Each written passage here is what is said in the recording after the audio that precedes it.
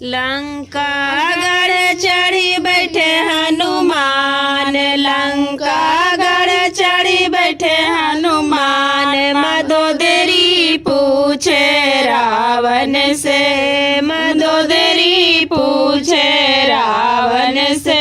ए रावण तू तो बड़ पाप कैला, सीता के हारे वन में से। रावण तू तो बड़ पाप कैला, सीता के हारे वन में से। जब सीता हुई है बारी कुमारी, जब सीता हुई है बारी कुमारी।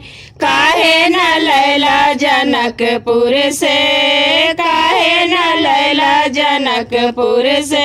ए रावण के बहिनी बड़ सुपर्णखा, नाकन कटल वीर लक्ष्मण से। ए रावण के बहिनी बड़ सुपर्णखा, नाकन कटल वीर लक्ष्मण से।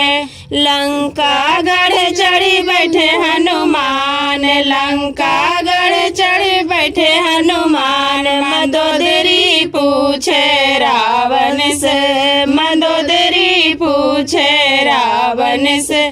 ए रावण तू तो बड़ पाप कैला, सीता के हारेला वन में से। ए रावण तू तो बड़ पाप कैला, सीता के हारेला वन में से।